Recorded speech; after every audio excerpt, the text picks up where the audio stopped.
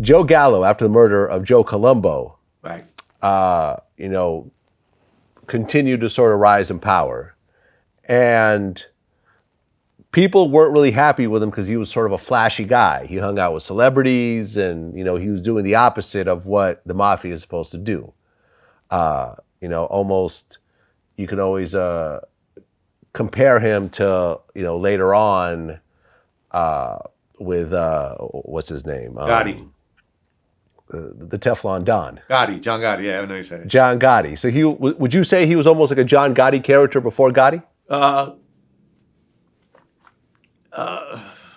Joey was always out of the box. That whole crew was out of the box. They always never did nothing and conformed to anything that was rules and regulations. So from day one, you know, they had Syrians in the crew, they had Jews in the crew, they had Puerto Ricans in the crew, they had Irish in their crew, you know, Italians. So they were always out of the box.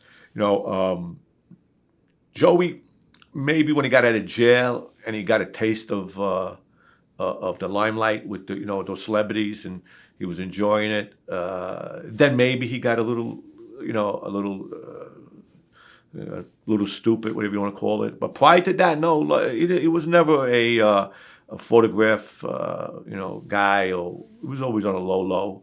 I just think when he got out of jail and he met those people, you know, it changes your mind for a little while. And plus, he was like a Machiavelli guy. He thought he can live two different ways and get away with it, you know. But did he really like the limelight?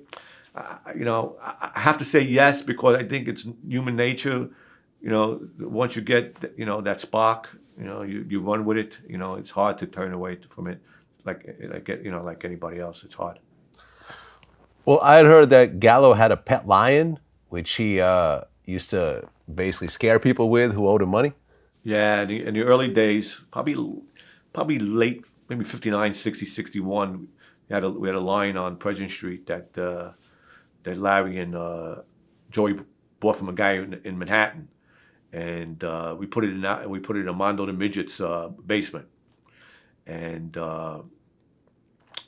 when some guys didn't pay them, you know, pay their what they owed, or, you know, their debts, Larry or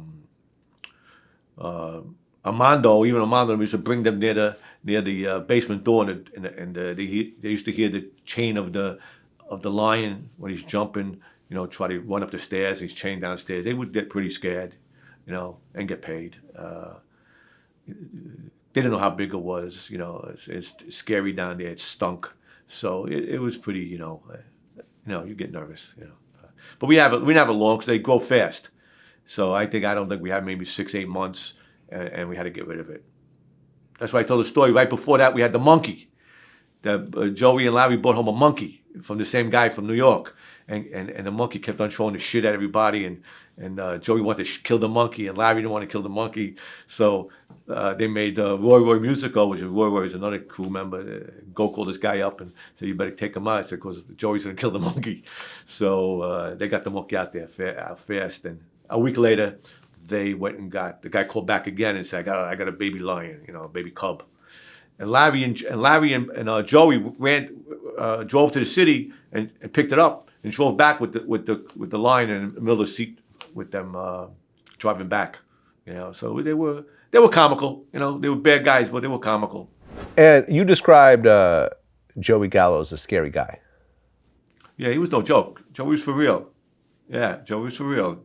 I mean, if you were a Joey fan, you were a Joey fan. You know, when you loved, either you hated him or you loved him. There was no in between with Joey. You know what I mean? And him too. He either loved you or he hated you. You know, it was vice versa. But he was a real gangster.